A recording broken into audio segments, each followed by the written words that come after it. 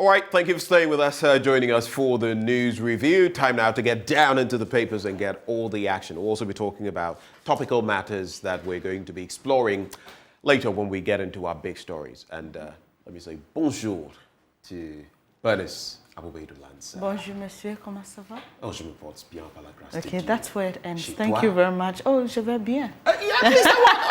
Put it there, put it there. You get swag like that. Good morning to you. It's a pleasure to have you here once again. And like Benjamin just mentioned, we'll delve into the paper straight away. I'll start with a daily graphic and front page, which is very topical and important to all of us. Utility companies want increased tariffs. And we've been bringing that story yesterday and today. And in fact, on PM Express yesterday, the ECG's communications director did admit that the company is bankrupt. So this is almost like do or die. I mean, we don't have a choice. We've got to do this to salvage the company. So let's see how it goes. We know that there's a roadmap, or there's a list of activities that the PURC will be undertaking in arriving at the final tariff percentage. So there's still negotiation happening. And also on the front page, funding Africa's development, AFDB needs capitalization. That's according to the president. The story is on page 16. And danger of smoke revealed. Okay, so this is a big one, Benjamin. Inhalation causes hypertension. Smoke, ordinary smoke. Smoke. Right. For pneumonia, lung problems, we understand because, you know, when you inhale, you know, the whole breathing system includes the lungs and all that. Yeah, but hypertension, that's a big one. And we'll be bringing you details. Let me just bring you a quick wrap on that story. I think we should get into the story a bit, find out why hypertension is popping up now. Yeah, a new study has revealed that inhaling smoke from firewood contributes to hypertension, pneumonia, and disruption of lung functioning.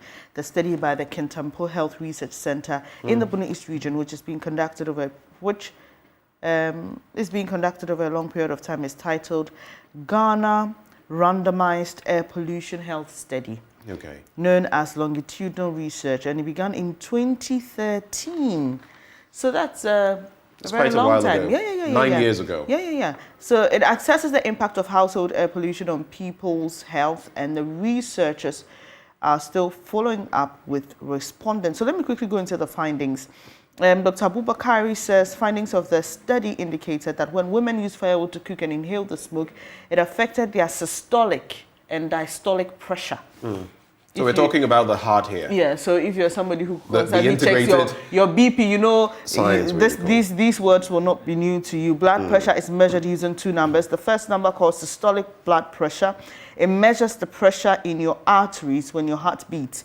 The second number, the diastolic blood pressure, measures the pressure in your arteries when your heart rests between beats.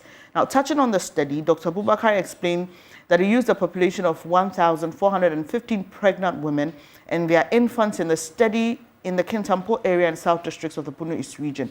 Now, as they cook and they inhale the smoke, it affects them, he said, indicating that children, particularly those under 5 years who stood by their mothers while they cook, were the most affected. So we are raising a generation of potentially sick children, Benjamin. But that's it. There's more on that story on page 3 of the daily graphic. On the back page, AFDB president applauds Pokwasi interchange project, and philanthropist pledges support for Bugrugu Health Center. Benjamin. All right, so interesting stories you brought in there, but let me also just mention that we have energy analyst Kojo Poku fittingly joining us this morning as well for our review. Mr. Poku, a very good morning to you. Good morning, Ben, and good morning to Benny. How are you? We're good. Hope you are too. Yeah. I think we should name the show Ben and Ben. Well, what do we do with the R in there? No, just Ben. It's fine. Benny's and Ben. I mean. Okay, so Ben and Ben. Joe, Ben and Ben. And everybody will just say hi. Hi. We'll consider it. Not a bad idea. We'll give you something for consultancy. Anyway. I'm very well. How are you guys?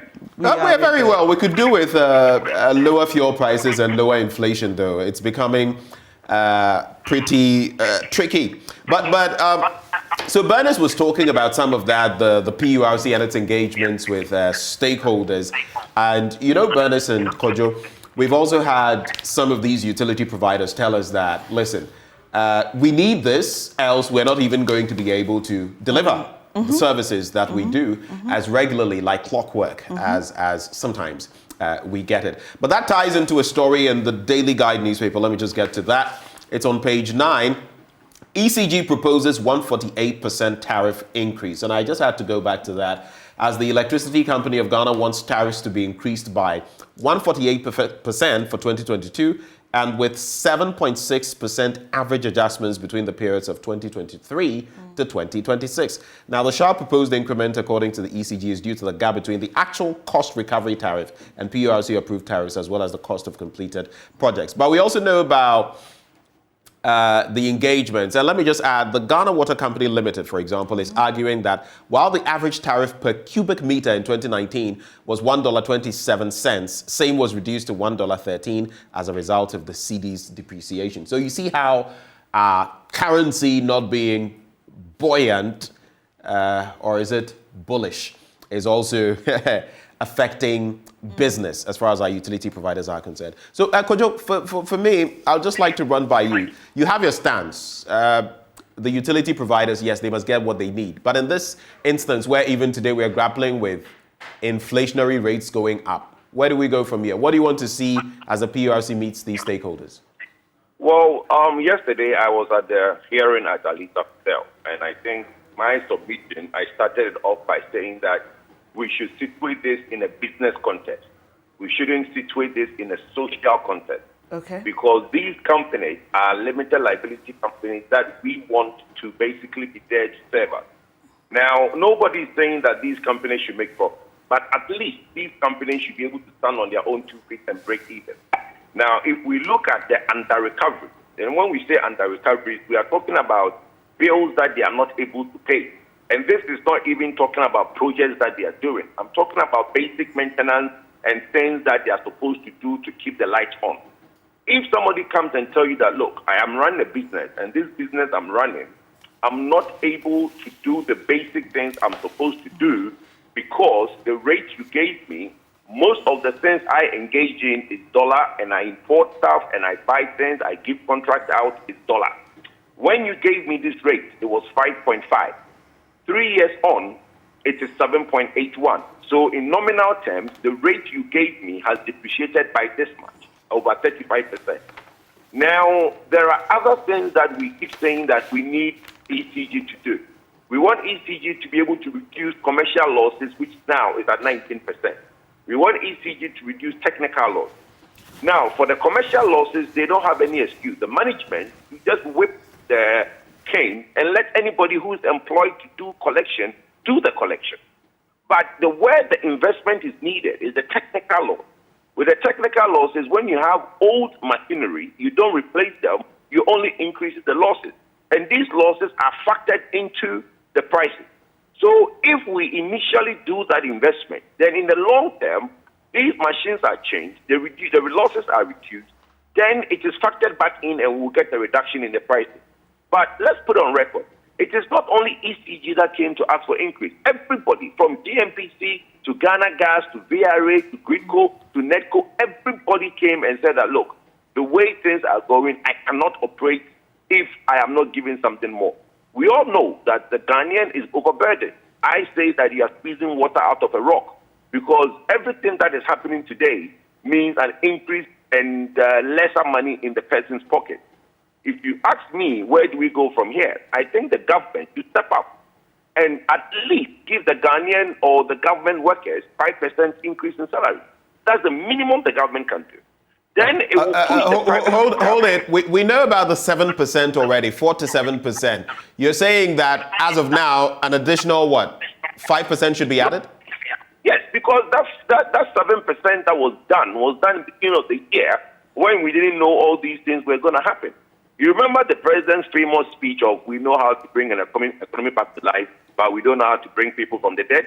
Now we have a pandemic, which is a hunger pandemic, okay? Because if you look at the rate at which everything is going up, And the only reason the public is fighting these increases is because there's no money to pay. But if the government, I understand, I know the burden of the people I employ, then the private sector will also follow suit and also increase salary.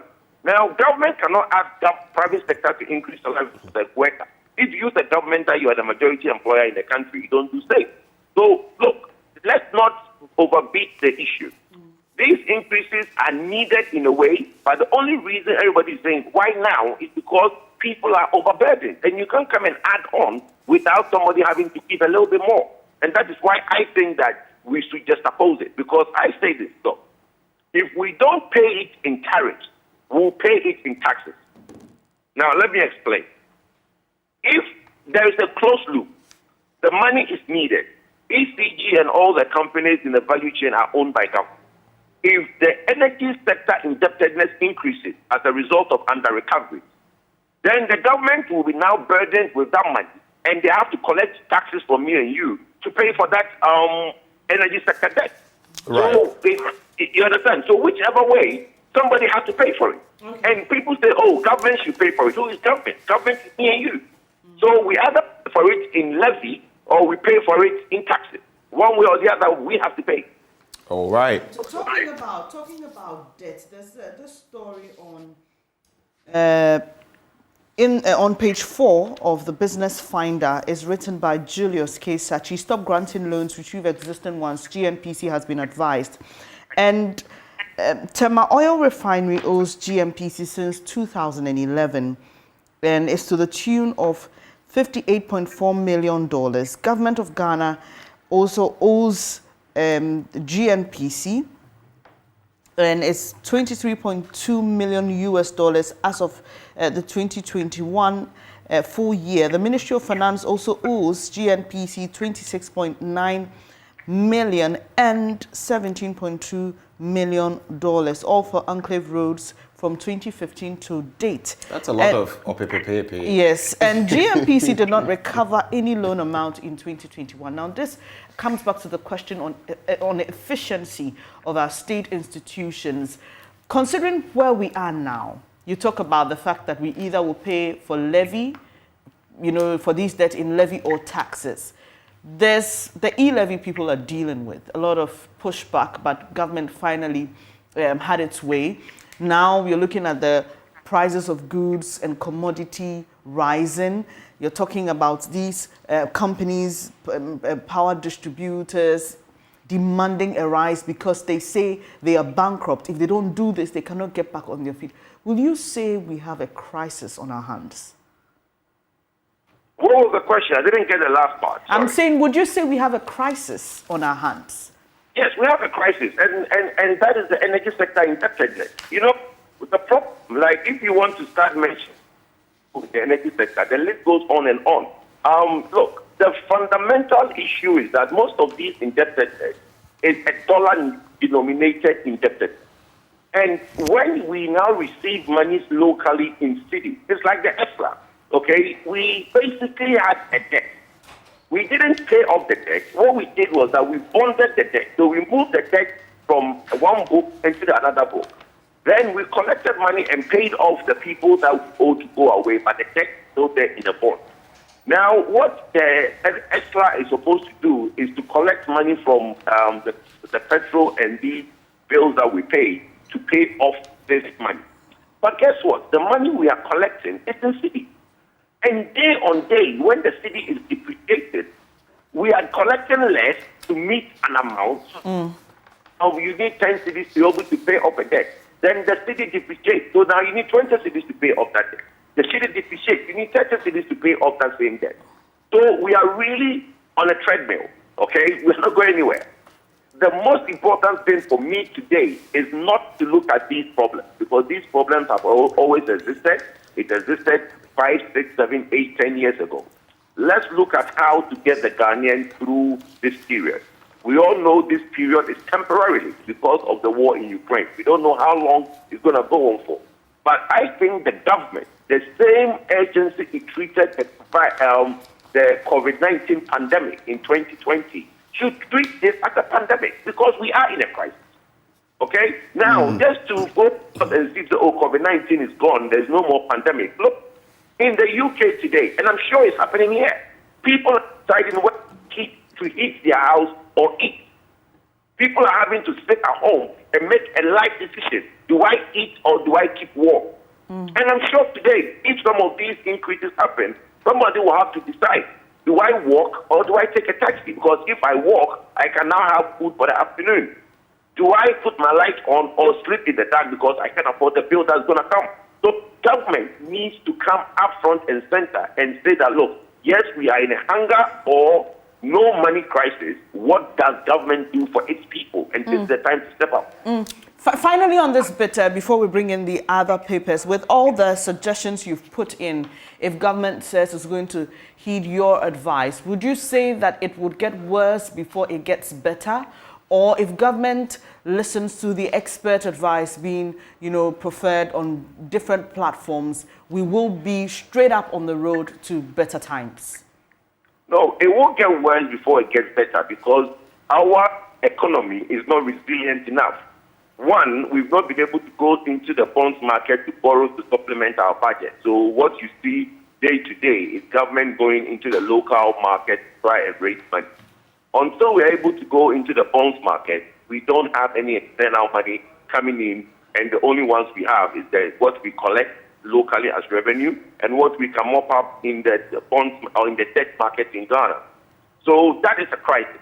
The second part of it is that, for me, look, if I say 5% wage increase, that will amount to about just 2 billion, depending on what numbers you use. It's about 1.5 billion to 2 billion. Government can cut some of the programs it has because, bear in mind, we have government projecting to spend 125 or 130 billion in this fiscal year. You can cut 2 billion out of that and give an increase. Just say, look, I don't have money to do much, but I know your burden. Let me do something small for you. But it is going to get worse because we don't know how long the external factors like the war in Ukraine is going to last for. And as it gets worse, we don't know whether other countries will now get involved. Yesterday, Boris Johnson went and signed a pact with Finland and Sweden. Okay, we don't know that Russia will go and attack in Finland and Sweden. We don't know that. But there is a lot of unknown ahead of us. But ways that we can start dealing with the problems we have now and then worry about those ones that we don't know about. All right. So quite a lot to do from our end as citizens and especially from the end of government. But I just want to wrap. Hello, Kojo? Yeah, I'm here. Okay. All right. I'm just getting some feedback. I just want to wrap with the Daily Guide newspaper. I'll win 2024 elections. I found this, interesting. My own man, John Dumelo, he says he's going to take Ayawaso West Wogon. And if you recall, apart from the by-election in 2020, he lost by just a scrape about 2,000 votes. Now, I know where you lie on the political spectrum, but looking at the latest dynamics and the sort of push John Dumelo brought to bear in that constituency, would you say this is not a pipe dream, that this could become reality? Well, that is my constituency. Basically, the Ayawaso West Wogon is where I vote. Right. It's a big imagination that John. It's a big one. Imagination. Yes, that he thinks he can win that constituency. Look, the constituency is a very big constituency, and it's one of the most conservative constituencies that you have. John's base is mostly in the East Legon area, but the Ayawaso West Wogon is bigger and much bigger than the East Legon area there where he takes support. If you go to the Jowulu Abelempe area all the way to the airport area, I mean, he doesn't have any base in those areas. So if he wants to win, well, he has a lot of tasks ahead of him. He has to work 200% harder. But I don't think it's going to be an easy task to win that seat from the FP. Right. Well, thank you for sharing your thoughts on that bit. We'll get into other papers. Yep, and the front page of the Daily Dispatch, down memory lane, 27 years ago, the May 11, 1995 Kume Preko demonstration. And it's very interesting. It comes with a photo of President Akufo-Addo, and he was participating in that particular Kume Preko demonstration. Considering the times we are in, I'm sure a lot of people, I don't know, 27 years ago, Kume Preko demonstration happened. Yeah, so 95 onwards. Yeah. So we had three of them, you know, Yeah. Kume Preko, Yeah. CMA Preko, Yeah. GMA Preko. I'm seeing a photo here, Benjamin. Just help me confirm. It looks like the former VRA boss. Dr. Reku Brobe. Yes, He's the one. It does look like him. Okay. Well, British-based Tariq Lamptey agrees to play for Ghana. Interesting. Yay! Should we say yay? Now it remains to be seen whether he will actually be fielded. Pretty young, but it's interesting. We've got Inaki, the Williams brothers. We've got Tariq. We've got quite a few people. Yeah, now it's beginning to look to me, how are they going to fit all of them into the Black Stars? And there are those who say there's a current crop of players that worked to get us to the World Cup. Yeah. And you don't want to, No. as if someone should work and someone should Why can you enjoy work? the But wouldn't they publicity job? and all the excitement of going to the World Cup. I don't know if you're a football fan, Mr. Poku, but your quick thoughts. I am a House of Folk supporter. Oh, yeah. Oh, no. Kojo, this one, yeah. dear. This one, dear. Hey. Come here, Kumasi, Asante Kotoko. I will say hi to him. No. That's a good one. Kojo, this one, you have jabbed me in my liver. So let me just take your quick thoughts on this one. It appears that a lot of Ghanaian players based in European countries are appearing to suddenly enjoy the thought of playing for Ghana. There are those who say that's not fair to those who brought us to this stage, qualifying for the World Cup. But there are others who say the current performance of our team will not take us where we want to go to in the World Cup. Just your quick thoughts on that. Well, I was going to say to Ben that, look, we the phobia team never say that, so I prefer they never say that. Okay. But let me comment on this topic. I honestly don't think that we should allow those that did not show up for the qualifiers to play in the World Cup. If somebody has expressed the will to play for Ghana, that's fine. Let's clap for the president. Let's welcome that president. Not for Qatar. Okay? You can be called for other qualifiers. We know you want to play. We'll put your name down. For other qualifiers, we'll call you to come and play. But for Qatar, let's give the honor. Look, it doesn't matter. It's a tournament. Look, the people who qualify, let them go and enjoy the tournament. Whether they do well or don't do well, we are at the tournament. They qualified to go to that tournament. Imagine when you play for a sport and you qualify the sport, and then somebody is your up, sit down, and somebody will now come and play what you qualified for. It's unfair. Because it's a 11 players team, or let's say a 25-man squad, people don't see the intricacy. But if it's, let's say you're a tennis player and you qualify Ghana for a tournament, then when Ghana qualifies, you are not the one that's going to go and play at the tournament. Or you have a 100-meter dash. You qualify Ghana for the 100 meters, and you're not the one that's going to go and run for Ghana at the 100 meters. It's not right. So I honestly feel that those that qualified us should be the ones to go and play. They qualified us. If other players can be added, one or two, maybe from the bench. But Kojo, even stretching this analogy, players are in and out of form all the time.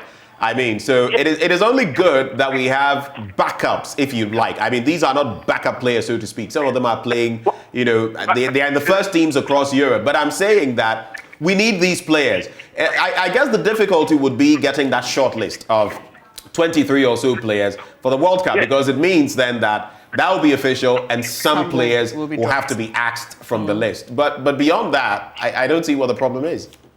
Okay, so let me explain it this way. If you're a coach, okay, out of the 23, 25 squad that you have your 15 first team. 10 you only add just to make up the number. So they're ones that you are not too sure about, okay? Now, if you don't have a very wide pool to pull from, and you pull some 10, which you think, these are 10 that I'm not too comfortable with, right? Then all of a sudden, you have a wider pool of other players who want to come in. As a coach, your task is to now assess those other players and say, okay, out of the 10, which is my not-so-first team, who can I replace with? Then you now can bring somebody into that 10. Have your core 15. If you are a coach and you don't have your core 15 players, then there's a problem. Because if you are trying to bring into the team to replace your core 15, then it means that you never had a team in the first place. But from what I saw with the qualifiers, we have a core 15 player. is the extra 10 that can bring some of these people to come in. When they come in, then they can probably are trained by their inclusion to get into the first 11. That is how I see it. But, well, I'm not the one who is coaching the Black Stars. All right, so let me just bring this other one on the front page of the Daily Dispatch. Mahama will be best candidate for NDC and NPP. And guess who's saying this, guys? This is Gabby Asare Otredako. He says Mahama will be the best candidate for NDC and NPP. I'm not sure why the NDC came to play there, because if you read the contents of that story, it says a leading member of the governing New Patriotic Party, Gabby Asare Otredako, has said that former President John Mahama remains the best candidate for the opposition NDC to field as its flag bearer in the 2024 elections. This is where it gets interesting. According to him, the move by the NDC will inure to the benefit of the NPP, which is aiming to break the 8-year power cycle jinx under the 4th Republican Constitution. So it's more like it's to our advantage. So you just go ahead and field him. We know that report that came out earlier this year saying that the NDC had to replace John Mahama as its candidate. Right. If it The wanted EIU. to, the EIU report, if it wanted to win the 2024 that brings elections. to mind a curious question. Kojo, are you still with us? Yes, I'm with you. Great. You want to be flag bearer of the MPP. I mean, I'll never let you go up because I know you do one, and I've seen your posters in recent times. But if you got that slot, how would you feel going toe-to-toe with a John Mahama? Well, look. Do you think you could beat him? Well, yes, I can beat him. But let me say this. It's not going to... Let me say this. And before... You're a political novice. You've never been in this position before. You've never been flag bearer. No. John Mahama has been president. He's been flag bearer. He's been in and out. And you say you could come the first time and beat John Mahama. Is that if all things you've mentioned is what goes against him in his against column? All the things you mentioned are the things that goes against him. Okay? Because you remember my story I put out there. If we are at a crossroads, the last person who asks for direction is especially John Dramani Mahama, because he's led us on the wrong path before. Let me explain what I was about to say. Look, I think that if anybody goes out there and thinks that you're going to easily beat especially John Dramani Mahama, you are in touch with the landscape in this country. It is not going to be easy to beat any candidate, be it Mahama for the NDP. I have always said that the both political parties have their 45% in the bank. It doesn't matter who is candidate. MPP has 45%, NDC has 45% before we even start any contest. Because that's how the country is divided. Okay? Right. What we need is to now rejuvenate. So you don't think it's about the candidate? You think already it's 40% plus for each, and then you have to fight for the spoils, the middle, those in the middle. Those in the middle is what the candidate now comes in. The 45% is regardless of candidate. Those are party supporters. There are people who are NDC supporters regardless of who is candidate. There are people who are MPP supporters regardless who is candidate. Okay? Now, the 45% each party has. What you need is what will now give you the 50 plus 1. That is the floating voter or armchair politician. There is a youth in this country who are just not interested in politics today. Look, we had 17 million people register and take voters ID. Only 13 million should. It tells you that there is a 4 billion Ghana city. There's 4 million people that sit at home with voters ID and they are not interested as per 2020 census. So going forward, that pool of 4 million is going to increase.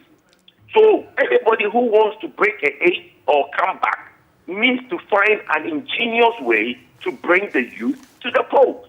Okay. And that is what that as the youth, as the voice of the youth, is very easy, because if you see the joy and the smile in people's face when they see me, my brother, you need to be there. Well, I can only wish you the very best. My final headline from the Ghanaian Times newspaper: IPP chamber kicks against cost recovery tariff demand by the ECG. Bernice?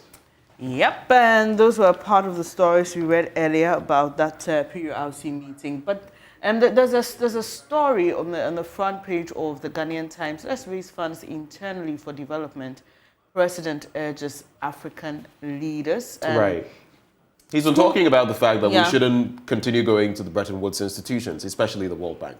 And we know that, you remember the slogan of this government?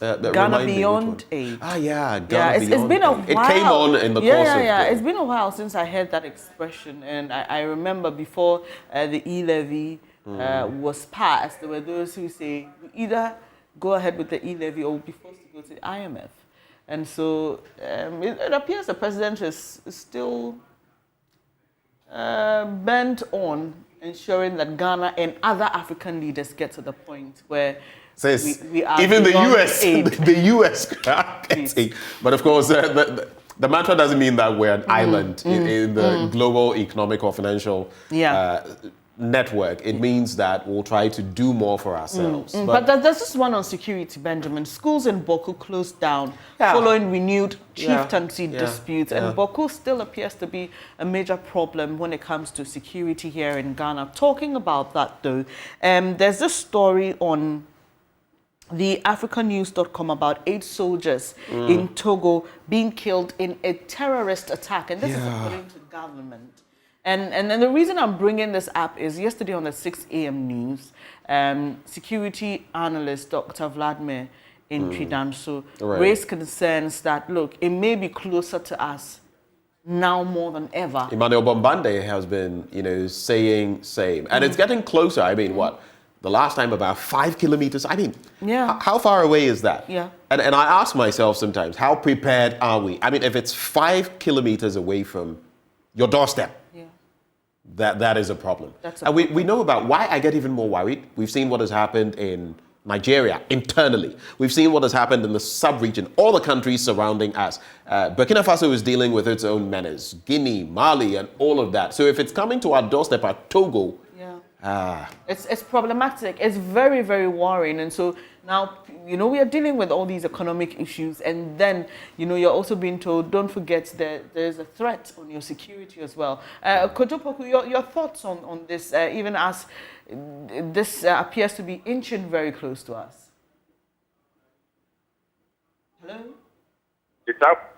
I've always said that security a good security doesn't have to be seen. It has to be very invisible in the background. That's when you know you have security. When you have visible security, it's only a show-off. And in Ghana, I tend to see more visible security than invisible security. But what we want to urge our security operators and the people in charge of our national security is to make sure our intelligence is great. Because intelligence is what you need to stop these things from happening. To be able to nip it in the bud and go ahead of it and catch these people, even if before they come into your country, you need intelligence. So what are the intelligence at the borders? What are our intelligence in other parts of the country, in the border cities?